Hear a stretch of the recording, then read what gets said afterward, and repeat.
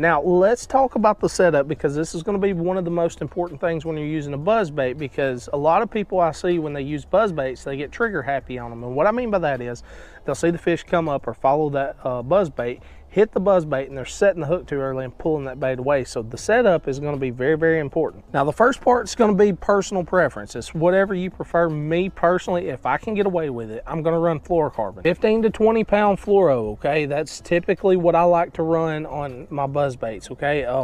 If I don't have 20, I'll throw 15. It doesn't make that big of a difference. The main thing is with fluoro, it does not have as much stretch as mono, but it does have more stretch than braid. So what happens is when those fish come up and they go to strike that bait, you give them a split second like you're frog fishing and kind of reel into them and pull, okay? With a buzzbait, you're going to reel and pull into them. Frog, you set the hook, you want to get those big hooks through, but we're not dealing with big hooks.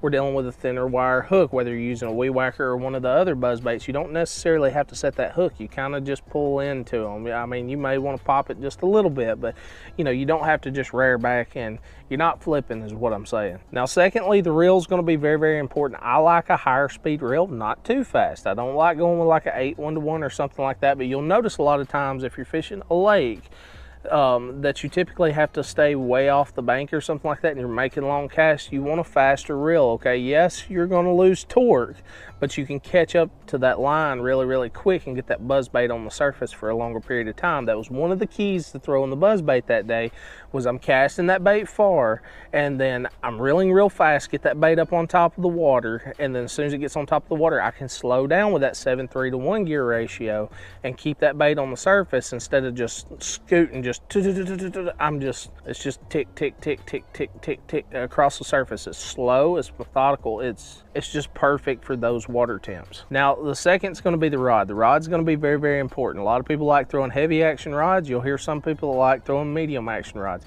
I do not like a medium action rod for a buzzbait. I do not like a heavy action rod for a buzzbait. The heavy rods typically, in my opinion, are way too stiff, so I like going with a medium heavy, something in that 7 foot to 7'3" range.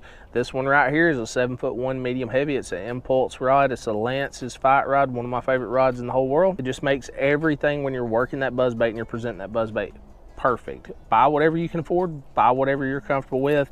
Does not matter to me, but the rod itself, 7'1", medium heavy, that's going to be that perfect in between. You can buy certain buzzbaits that you can skip a lot easier. With a 7'1", you're not dealing with that, you know, super long cadence or anything like that. You can be very, very precise at close range and still also make those long casts.